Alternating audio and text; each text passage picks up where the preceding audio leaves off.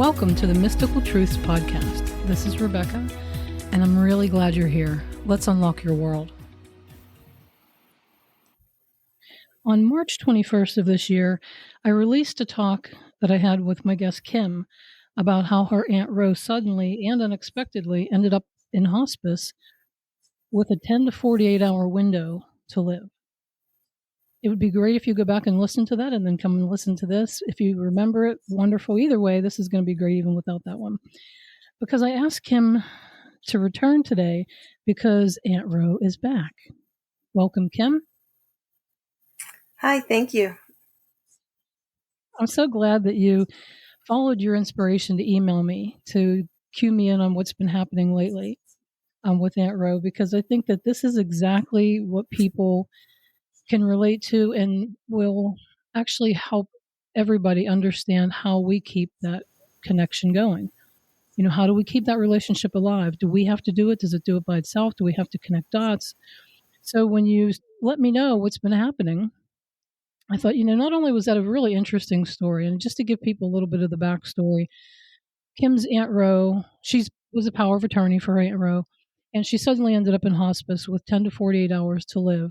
And that left Kim sort of in a tailspin of trying to get all of her last wishes accomplished in 10 hours or less, maybe. And miraculously, Kim made it through all of that. And then Aunt Ro lived for 12 days. And so there was a lot that went on there. It's a really interesting story. And most of all, what I like about it is when it was the 12th day and time for Aunt Ro to make her passing, everybody was perfectly placed. And we connected so many dots because everything up to that moment, we were able to look and see how well designed that all is. And when you're in it, when you're living it, it's generally harder to see how perfectly orchestrated it all is. And we also took a look at how we torture ourselves through things like this because of what we think is happening to the other person, what we're experiencing. And then, the title of that episode, by the way, is Did I Make the Right Caregiving Decision? And like I said, that was March of 2024. So if you want to grab that one and listen to it at some point, it really is so nice to see that if we just step back from these things, we learn so much about life, about death, just by taking that broader view of what was really going on there. And did Kim make the right caregiving decisions? Is there such a thing as that being wrong? Can we make the wrong caregiving decisions? Which we really can't. We explained in that episode that when death is going to be, we don't interfere with that process. It's going to be what it's going to be, and it finds its beautiful orchestrated way of happening. And the better we get about paying attention to it and understanding it, the easier it is for everybody, the person passing and all of us who are not at that point. So anything you wanted to add to that, Kim, that I'm missing? No, I think you summarized it very well. Thanks. And so Aunt Ro passed and gave us some signs after. There was so much information leading up to that point. And so now it's been how long since your Aunt Ro has passed? About 4 years. Okay. Mm-hmm. So do you think she's still paying attention? You think she's still part of your life? Absolutely. Okay. And you know this because of some of the things that you've been experiencing here and there, right? So you mm-hmm. Like I said, I'm so glad you followed your inspiration, because that's what it is. They will inspire us to spread the word, to share. These are experiences that you had. You can relate. Your husband can relate. But now, like we said before, Aunt Ro's story was rippling out there in so many great ways, and now it's going to do it again. Like, how amazing that Aunt Ro is back, right? To teach us more and to show us more. And it's so her personality to do that. Yeah, see, it makes perfect sense. And so I think you started your email with how important anniversaries were to her and where that went for you lately. Yeah, she would always, like birthdays and anniversaries, she made it a point that you had to celebrate it. And every birthday, every anniversary, you would get a phone call from her, and she would sing happy birthday, or she'd sing happy anniversary, doing the happy birthday melody. But she never let one pass, and there'd always be a card in the mail. Nice. And she would always say, you do something, especially for wedding anniversaries, because I think she realized what a special gift it is to celebrate your wedding anniversary with your spouse, because her husband had died when she was so young. So she was always like, you guys do something special, you celebrate it. 1 year, so back up, my husband and I, for our honeymoon, had gone to Hawaii.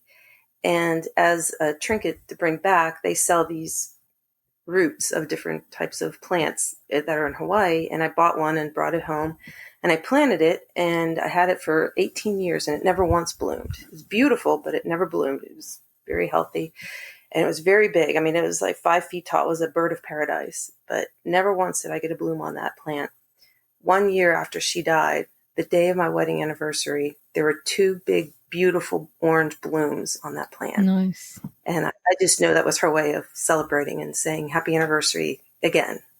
Yeah. Because otherwise we would be saying, oh, what a coincidence. Right. Isn't that funny how just around your anniversary, after she passes, after all those years, it blooms. Right. Mm-hmm. And so this is what I think I really want to point out that I appreciate about you is that you pay attention and you see these things and you give them credit when they happen. And that's what I want other people to be able to see, is that this isn't work. This isn't hard. This isn't anything we have to grab for. It's there. Just pay attention and be willing to say it's not a burning bush, but it is pretty cool, because what are the chances? Right. Mm-hmm. Yeah. And once you're open to it, it's almost like you can't help but see it. Yeah. It literally was the day of my anniversary. All of a sudden, these blooms appeared, big, beautiful orange blooms out of just two, like one for each of us. It was, I remember my jaw dropped. And I said to my husband, I'm like, oh my God, look at that. And he even smiled, and he was like, oh, Aunt Ro. And see, that could have happened any day, and you wouldn't have connected the dots, I don't think, quite as much as it happening on your anniversary, because she made a big deal out of dates like that. So how clever of her, how they're always so clever, but how clever of her to pick that day, knowing that you two would see the connection. It seems subtle, but I think it's really important. It's really cool stuff. I think, that we can learn to be with it right there when it happens, instead of going, well, that's interesting. I don't know. I mean, maybe that was her. It could be, and that's okay. It's not that they're upset when that happens if we don't connect the dots, but it's more fun when we do. Yeah. All the things you could just be seen as, oh, what a coincidence. Mm-hmm. Yeah. I mean, you could look at it that way, but it's more fun not to. Even if it seems a little silly at first to think, okay, was it her? I think it was. Okay, I'm just going to believe it was her. Mm-hmm. Do that, because when you do that, you start to open up more in yourself that is ready for more of that. So even if it doesn't feel as real as you'd like it to, or I'm saying this for everybody out there, then just play with it and just let another one happen and let another one happen. And before too long, you start to realize that this is really a thing that's happening. And it may remain subtle, because they're not wanting to remain too active in our lives here, because we're here to focus where we're at. And there's a reason why we're here and they are no longer physical. So they will play with us and they will guide and entertain and all that kind of stuff, but they don't want to be too much a part of. I mean, we don't have to talk to them all day long every day and expect them to answer every, sort of, I don't know. But they will answer every question, so I can't say that, because the other side, all of the other side, it's not just one loved one. When we have a question, when we want some guidance, it's being answered by a large number, we'll say. And even these signs that you're getting from her are most likely more than just her anyway. But it's fun for us to connect it to one person that we knew here. What do you mean by that? It's not just her. Well, I think that, there are so many souls that are aware of all of us and paying attention and guiding us, that it tends to be a collective offering from the other side. She's connected. We're not like individual souls so much. Like we think when we're in a human body, we feel very individual. When we're outside, when we're not focused through our physical body, we realize this divine connection that we all have. And we don't have to consult with each other about, well, Kim's asking a question, or Kim could use a little high sign right now from us. Which one of us should do it? It's not a thought process like that. It's just a seeing, a knowing, a doing, a sharing. So it's always more collective than we think it is. But of course, they understand when we want to just pin it on one person.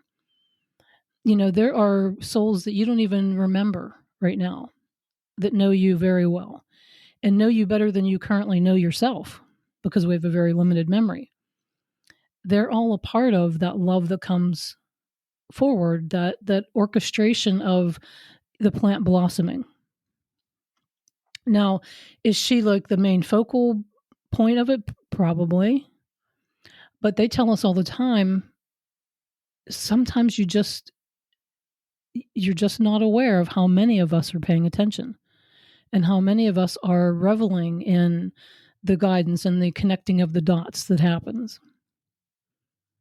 So we are very well tended to. And when we think, well, I have like maybe 2, 3, 4 people that I've known here who've passed, so I've got a few eyes on the other side. It's way more than that. It's just that you can identify more personally with those few because you knew them physically here. And we don't have the memory of the others on purpose, because to remember all of that would be sort of an interference here. Just like I feel like we don't remember past lives because we're hard enough on ourselves just remembering this past. Can you imagine if you remembered Oh all of your God. past, all the things that you thought were mistakes or screw ups, or maybe memories of people that now you're going to start missing them because you knew them 2 lifetimes ago and they might not be incarnated with you right now. So that this life, we have lived a lot of lives just in this life, so to speak. Right. Yeah. And we've been close with many people that we aren't anymore, whether they're alive or not. My children True. don't know my growing up people, my grandparents. They barely knew my parents, never knew my dad. He died when I was right out of high school. So I had that whole life. I had friends when I was younger that I don't necessarily have now. So we have all of these things, these different lives that we've lived, and we remember, and they tell us we usually don't accurately remember this past anyway. we sort of twist it in our minds often. So can you imagine if we remembered more than this life? We would do a twisty job with a lot of that, and we'd be beating ourselves up for that, and then something would trigger that memory, and then we'd be upset about that. I think we have enough in one lifetime to focus on and to pay attention to. And it is nice to know, though, that we can still have this life and have the other side participate in it. They've been a part of our history. And I don't think there's anything wrong with remembering a past life or regressing into a past life. But I think our main focus is right here and right now, because we're always living in the now anyway. And that's a whole nother talk. So what happened after the blossoming? Well, I actually hadn't told anybody this story. I told my husband because I knew he would understand it, but then I didn't tell anybody because I was like, I probably don't think I'm nuts. But then you came out, your last episode was talking about, you had an epiphany about different dimensions. And it was literally your last episode that you released. And it prompted me. I thought, okay, you know what? Because I was like, I should tell Rebecca this. I should tell. And I thought, no. And then you released that episode, and I thought, no, this is a sign. I should tell her. So I had some free time, which is unusual, and it was quiet. And so I sat down and I typed it all out in an email so I could remember it all. And I sent it to you. And it links through time, so to speak. So many years ago, probably 15 years ago, and let me just preface this. I'm going to be extremely vague on some stories because it's not my story to tell. I'm just telling how their story affected me, so I'm So when I purposely am going to be vague in some areas. Good.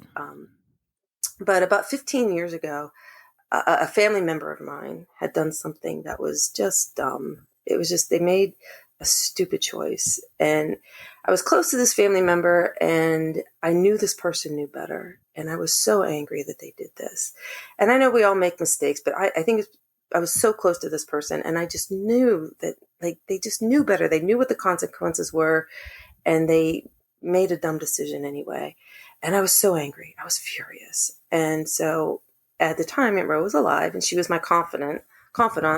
And her and I would talk a lot. So I called her up, and she was close to this family member too. And she was calm, and she listened to me, and I just vented to her. And I was like, how could this person be so stupid? How could they do this? Didn't they know what was going to happen? And I just went on and on and on and on. I was so angry. And she let me talk, and then I finally stopped, and she goes, did you get it all out? Do you feel better now? And I looked at her like, I was like, what do you mean? Like, aren't you mad? And she goes, well, I don't agree with what they did, but do you really think this person needs your anger right now? Mm-hmm. Do you think that that's what they could use? Or do you think maybe they need your understanding and your love? Mm-hmm. She goes, don't you think this person knows they screwed up? Don't you think that they're ashamed of what they did? And don't you think they're beating themselves up enough already? Do you really think they need you to do more? And she goes, I don't agree with them, but I'm going to love them, and I'm going to support them through what's going to be coming in the future. And I was like, she completely deflated my anger. I was just annoyed because she was right. She was always right. I'm like, oh, but I was like, she's right. She was absolutely right. And so it completely made me change the way I was looking at the situation. And it completely made me rethink of how I was going to move forward, because I hadn't talked to this family member yet. I talked to Aunt Ro first. It really, I learned a lot, and it really probably saved the relationship I had with this family member too. That I didn't proceed with anger, and instead I was a supportive person. In the end, everything worked out fine. I mean, this person had the consequences that they had to deal with from their decision, but in the end, it worked out fine. So that was a long time ago. So let's fast forward to, present time, earlier in the year. A different family member from a different side of the family had done something that was not a good decision and was stupid. I don't condone what they did in any way, shape, or form. And it was kind of shocking. And of course, when the news broke, family members were calling and texting, and it was going on all morning long. And I just thought, instead of being angry, I just had so much compassion for this person and so much empathy. And I thought, I felt bad for them. Again, I didn't condone what they did, and I knew there was going to be consequences that they're going to have to deal with, and that as it should be. But instead of being angry and saying how stupid, they should have known better, I just said to the family members, I'm going to support this person and their immediate people in their lives, because they really need the love and support right now, because they had to be feeling pretty horrible. And I thought, my God, I learned that. It kind of paralleled with what I had learned from Aunt Rosemary like 15 years prior. So this had gone on, it was like all morning. I was getting texts and phone calls and stuff. And so at lunchtime, it was an absolutely beautiful day. And so I said, I just need to get out. I'm going to take my dog for a walk. I'm going to shake it all off. So I got my dog, and we were walking around the neighborhood, and there was nobody out. It was so calm and so quiet and so peaceful. And of course, it was in my mind, everything that was going on. And I just thought, well, I was very grateful to Aunt Rosemary for, showing me a different way to look at a very difficult situation. I was feeling very sorry for, some of the family members, but I was feeling very compassionate and empathetic towards this particular person. And so all this was kind of going in my mind, and it was quiet. There was nobody in the neighborhood. And I was coming to the end of the block to a 4-way stop sign. And I turned the corner, turned to the left. And as I turned the corner, this bright, shiny SUV pulls up to the stop sign, and the windows were down, and the person was leaning over they were in the driver's side, and they were leaning towards the passenger side where I was standing. And I have to back up. I have to explain about my dog. My dog barks at everything and everyone. Like, he's a nut. And so, especially if you look at him, he freaks out. And he's a big dog. He's like 90 pounds. And he's either sniffing around or smelling something, or he's barking at something. So anyway, I turn the corner. This big, bright, shiny SUV pulls up. The window is down, and the person leans across to the passenger side, and they're waving like emphatically. And there's this big, huge smile. And I swear to God, it was Aunt Ro. It was her looking at me, smiling and waving her hand. And I was stunned. I was dumbfounded, and I just stared.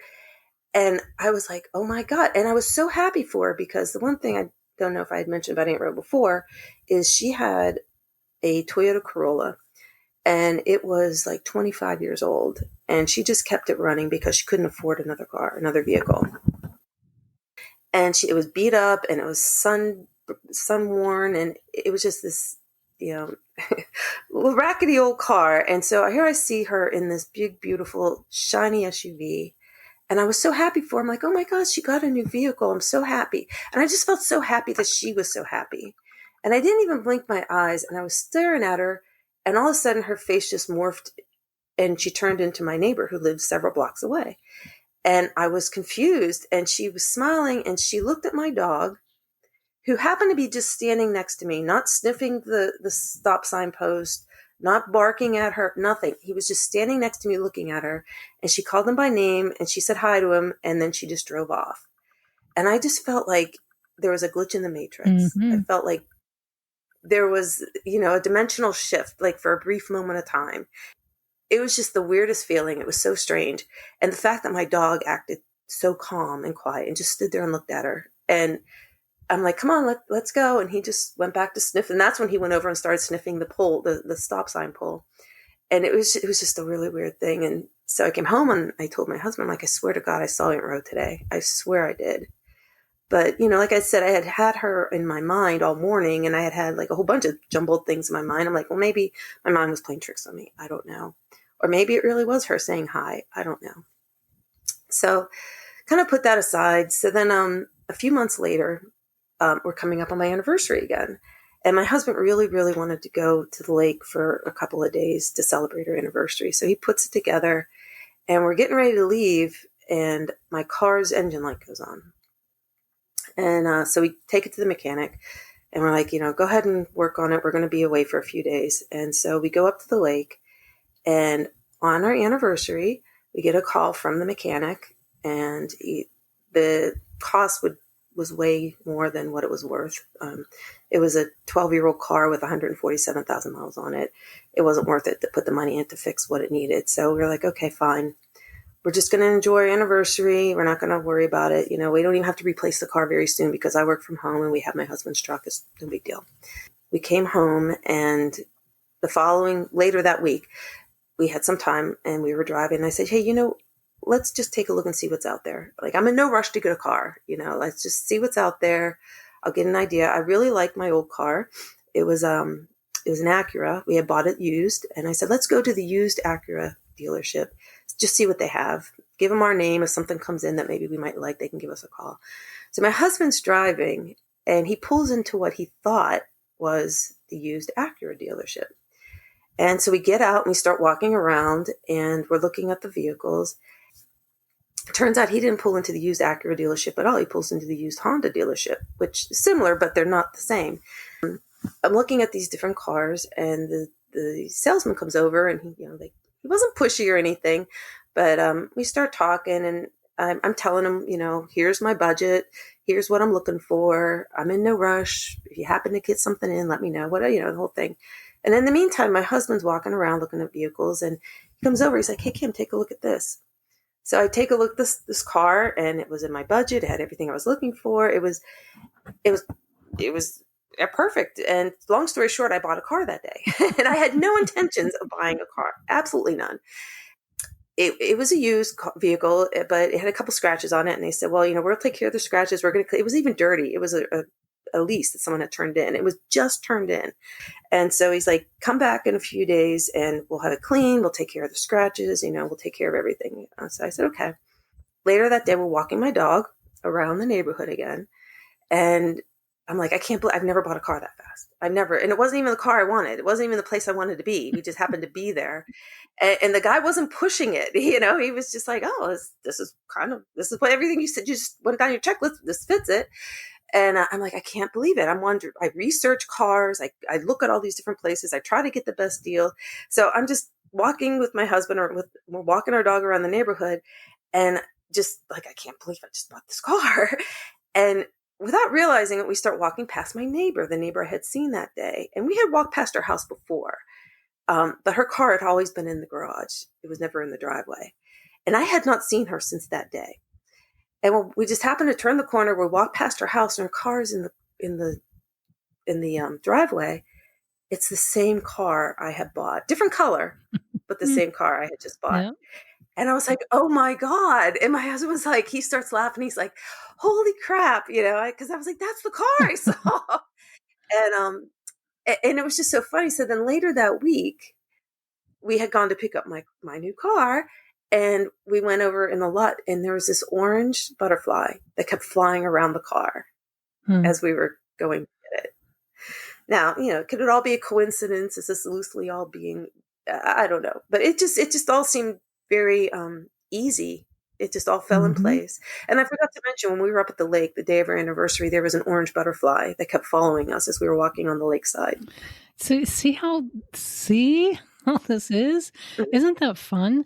And it is easy for us to go, especially after the fact, well, I don't know, maybe it was just, my mind playing tricks. But it's not uncommon, actually. When she was on your mind, you were in appreciation, you were in love, and trying to at least have some sort of kind feelings for somebody that was going through something difficult. And you know what? This is life. None of us screw up, but we can put that word on it. We make choices that are not the best. We make choices that other people are not going to agree with.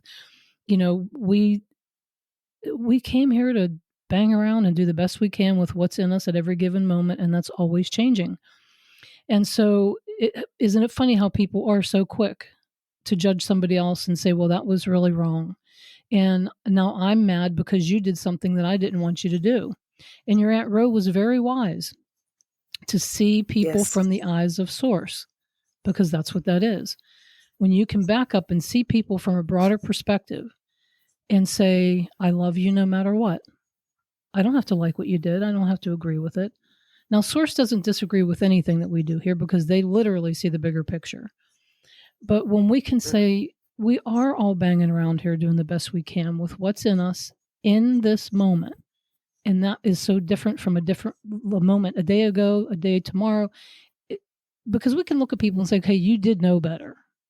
That wasn't your best. Well, it seemed like a good idea at the moment for them. It was their best in just that split moment. And so, and these are the things that we came to expand from, to learn, to dig deep even. So none of it is wrong, none of it is bad. It may be unliked. And so how wise of her to see people through the eyes of source and say, I love you still. And I know that me being angry or me being disappointed in you will not help you. It will only hurt you. She used to always say, when you love somebody, you have to love all of them, the good, the bad, the ugly. Yeah. And so she taught that wisdom to you. You retained it for a long time and quickly put it right back into use, right, when something similar came up all those years later. And then you got yourself in a nice place with it. So here you are having a nice walk with your dog, beautiful day, nice and calm. Of course, that is a perfect time for her to impose her image of who she was here over somebody else. So you were in a relaxed state where you could see that. And she took the little crack of least resistance there to get through there and deliver something to you that was sort of like a burning bush. Those moments that we don't get that often, that are so profound and so just in our face obvious, but they are short-lived. Yeah, it was seconds. And we like to string it out, make it last longer so that I have more reason to believe it. But this is just the way it is. They're not going to come in and do tricks for us, and they're not going to come in and try to convince us of anything, but they will give us those glimpses of, see, I'm right here. I see you. I feel you. I appreciate what you're doing right now, right? And how your wisdom is shining now. Because other people are going to learn from that, not just in your family, but through this podcast now, even. So, just like we talked last episode about how this ripples out, what she did, how she did it, what you did, it just ripples out. And here we go again, right? This is going to ripple out. This is going to cause some people to think, oh yeah, maybe that is a better way to go about a situation like that. And maybe if I stay in a really nice place, not all the time. This is a world of contrast. We're not going to stay in a happy, sweet, sort of sunshine and roses place all of the time. But when we can take ourselves there on purpose, especially, we're more apt to have those experiences that just touch our heart and maybe make us feel like we're crazy because they're just Yeah. unusual. And so when you see Aunt Ro, and this person was waving at you from the other side of the vehicle, going out of Mm-hmm. their way because they didn't know what they were doing. They just knew that they were inspired. Something in them just had to lean and wave. And your dog did what? Was very Just calm. sit there. Didn't do its usual Mm-hmm. thing, its typical, always usual thing, because animals are, you know, they can tune. They're in tune. It's not like they have to do it. They're in tune. So it's easy for your dog to realize that, oh, this is a whole different energy right here, and just Mm. respond to the energy that it was or that it is in that situation in that moment, and which is more data for you, right? That's more information. Isn't that odd that my dog didn't do what Yeah. it always does, right? And so I swear I see her, and isn't it amazing that I see her, and it feels good to see her in a nice shiny vehicle that she didn't have when she was here, and just so happened to be her way of saying not only hi, but pay attention because I have something really nice I'm going to help you line up with. And not just her, all of those who guide you, right? Like I said, it's a collective thing. They know what's on your list, what's in your likes category, right? They knew that Mm-hmm. this person could synchronistically drive down the street just at that perfect time where you and your dog were right there. You saw the SUV, you saw Aunt Ro, went about your business. Something happens to your vehicle, you need a new one. You just happen to go into the wrong lot, and your husband Yeah. just happens to see a vehicle that is perfect for you, that is a match for the one that you saw Aunt Ro in. I mean, how does it get any better than that? I mean, the only way it gets better than that is if Aunt Ro stands there and really materializes in front of you, right? If she sells the car to me. Yeah, gives you the lottery number so you can pay for it. No, I'm just kidding. I don't do those tricks either. But Yeah. how divine is that? And just this is what I want people to see is this isn't difficult. And we don't have to look for big dramatic conversations with them. We should be aware of how they're still blending into our world, but they're not inserting themselves into our world.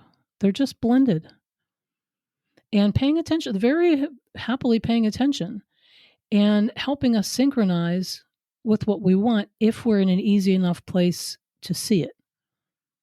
If you had remained disgruntled, or maybe for a while thought, yeah, I should think like Aunt Ro. Oh no, that no, I can't. The heck with it. I'm just pissed, right? And then you would have never had that experience. You'd have been No. walking your dog. You would have missed the SUV. The whole thing just wouldn't have played out that way. And Lord knows what vehicle you'd be in right now, right? Might not be anything like you have now. And that's another point too, is that these things, we don't have to work hard for the stuff that we want. We've been taught we have to work hard. Like you said, I have to do my research. Like typically, if I'm going to buy a vehicle, I'm doing my research. I'm looking to see what's Yeah. out there, what the ratings are on these things, what people have been buying, what works out for them. Is the engine good enough, or people having problems with it? That's a lot of work. When instead we can Yeah. just pay attention to the other side that says, "Oh, look at this," and then inspires your husband to turn into the wrong lot. It inspires him to walk over to a vehicle that they've made all nice and shiny vibrationally to him, so you just can't resist it. And then he shows it to you, and then you connect the dots of the butterflies. The Yeah. first time you saw the butterfly, you probably thought, oh, that's really cute. That's nice. But it really didn't mean too much, right? Until you saw the butterfly going around the car. And that's when we Yeah. connect those dots and go, there it is. It was so easy to buy. I've never bought a car so easy and so fast in my Yep. entire life. It was just literally fell in my lap. Yeah. And I wasn't expecting to buy a car. I had no intentions 2 weeks earlier that I was going to get a car. The one I had was fine. And then all of a sudden the engine was no good. And I had to get something. And it was just as much surprising to me that I bought the car as quickly and as easily as I did as it was when I saw Aunt Ro driving the SUV up the street. I was in shock. It's like confused. It's almost like by the time your brain catches up to what's happening, it's over because your guard's back up. My guard wasn't up when it happened. Bingo. There's the key. Yep. That's that crack of least resistance, right? We're not resistant in that moment. We're just being. And so it easily happens. It's happening anyway, but we miss it when we're being resistant. It's not that these things aren't synchronizing up around us all of the time. Back to the dimensional idea, right? It's like being in different spaces, dimensions or frequencies, however you want to think of it, and you just can't see the things that are there, just right there, but you can't see them because you're vibrationally not lined up with that. You're vibrationally, maybe in an instance, somebody might be vibrationally lined up with a really difficult time finding a vehicle, or vibrationally lined up with, well, I'm in no hurry. I know I'll get what I want, but right now, I just feel really good. And look at that. Oh, Aunt Ro. Oh, well, then you go away and you come back and there's your vehicle. It's meant to be easy. Life is meant to be much easier than we make it out to be. It's okay when it's not, but the opportunity is always there. It depends on how we're vibrating. And that experience I shared in that last episode was that little, I don't know, 2 or 3 second experience that I had when I was reading that quote. And I not only felt, but I got a visual of me. I can't even find the words to describe it. It's like it's vibrating, but sort of like when something goes fuzzy and then gets clear or something like that. It really felt like a dimensional shift. And I'm sure it was.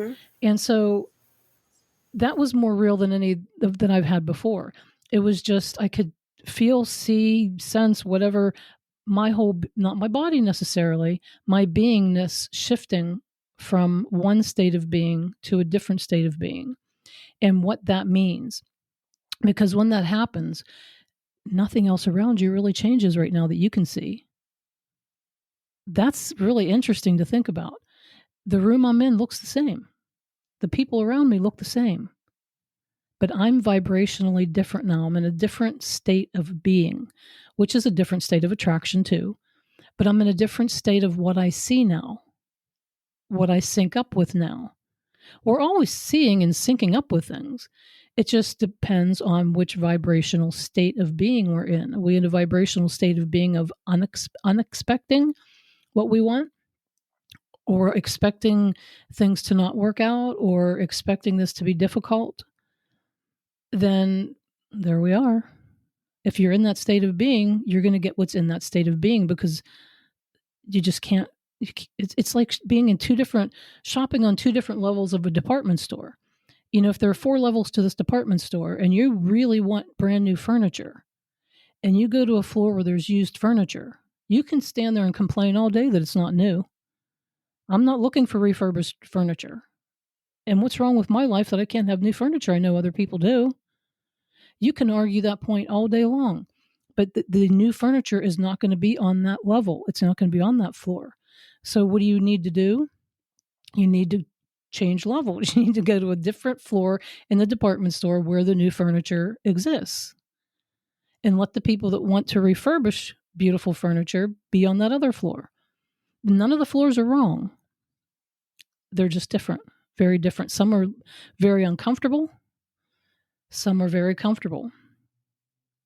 And like we said in the last episode, when we're going through the soon to be death or croaking of somebody, The other side likes to be kind of disrespectful about it because there's nothing bad about it, right? There's nothing scary or freaky or wrong about it. So they don't care if we choose kind words or we say croaked. So, when we are in that mode, it's really up to us whether we make it very difficult or very full of ease. And it was just your back in that previous episode with your aunt, it was just your sheer desire to fill every wish on her list, everything that she wanted done before she passed, and you felt pressured in 10 hours to maybe 48, which is a big difference, Yeah.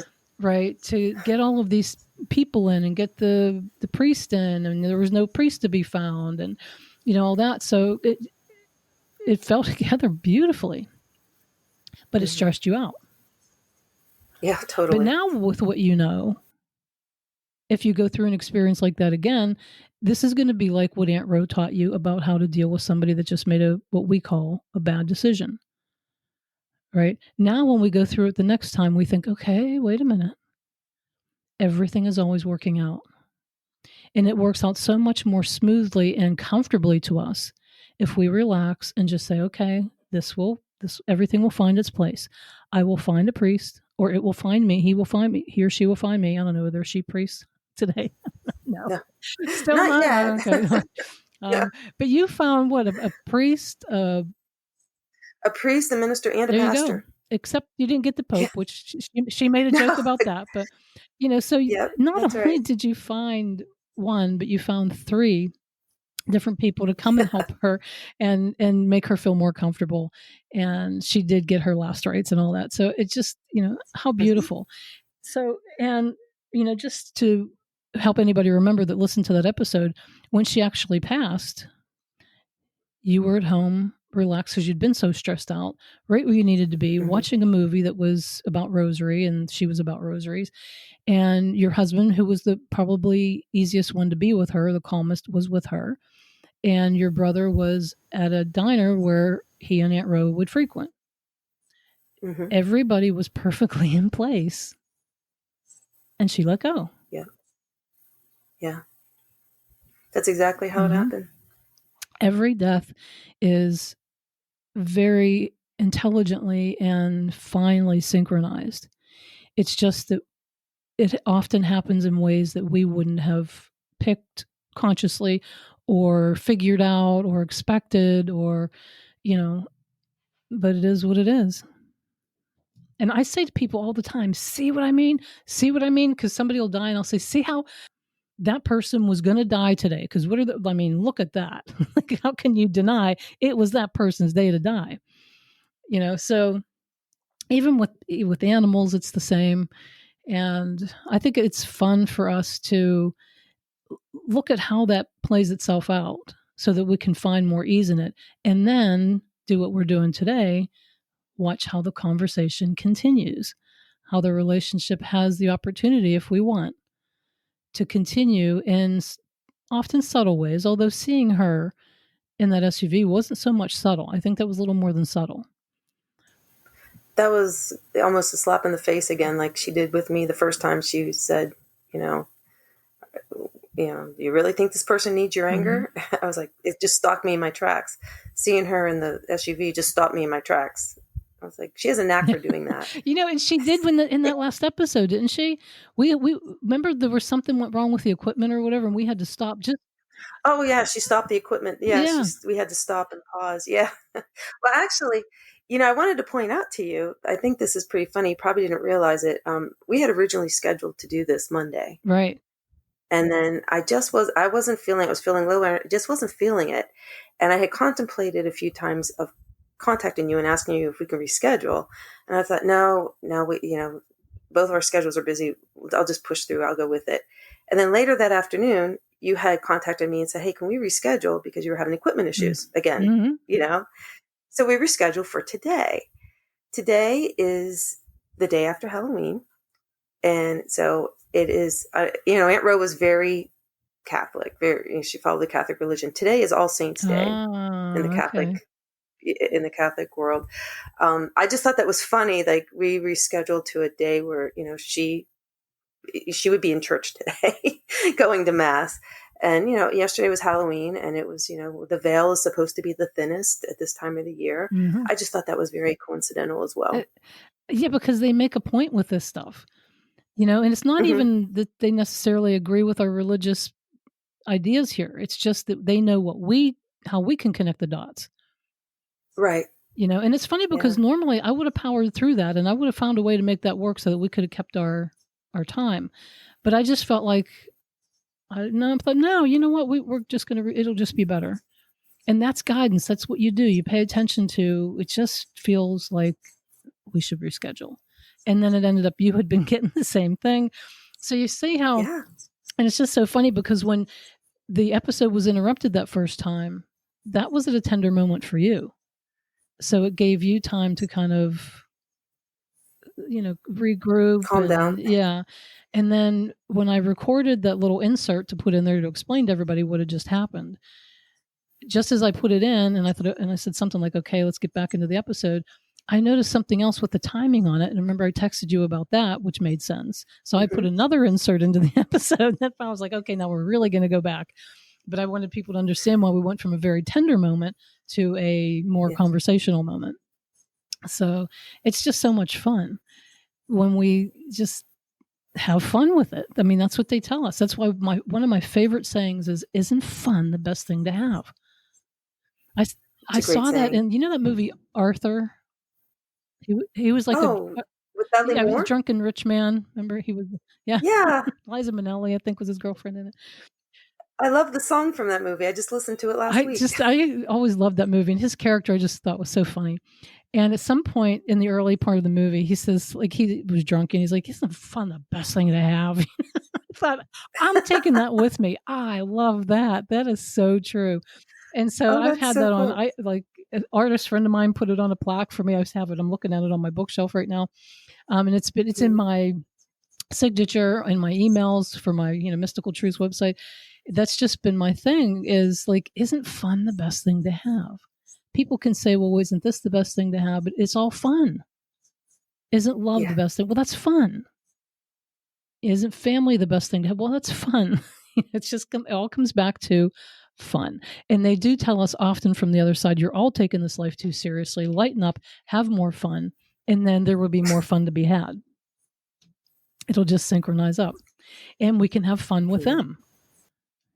Just like I know I've probably told this story in a different episode where my mother, a few years or so after she passed, I had some rotisserie chicken. And I thought, I want to do something with this chicken. And I just had this thought, oh, mom's chicken salad was so good.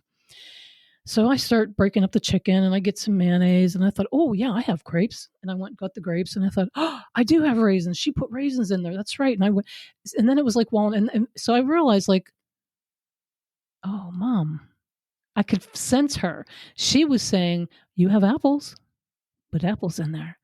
You have walnuts. And I'm like, yes, I do have walnuts. So I went and got the walnuts. It was the best chicken salad I ever made. And so it's just fun because the inspirations that or the good ideas, the bright ideas that we get, um, are generally not coming from our brain. They're not generated from our thought process. They're shared. Not that we're not smart, we don't have good ideas, but we are that connected. And it's that much of a blend that no matter who you are, it's happening. Because it can't not happen. Right? We're all one. Yeah. The world would be a better place if we could have more fun. Yeah. And it's our choice. That's the good news. It's literally our decision. It's our choice whether we have fun or not. So the next time somebody's going into another grueling meeting that they don't want to go to, they get it's the choice before you go there. That's why I teach about pre-paving or pre-programming.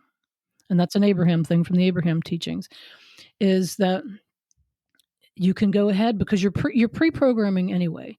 This is going to be another one of those meetings, and then it's going to be another one.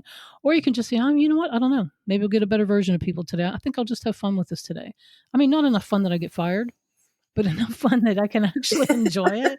So anyway, that was really, I mean, I just love how the other side is so sweetly, gently available, Mm-hmm. and we can pick up on that. We can be an easy cooperative component. They call it an easy cooperative component to how life works. So wonderful.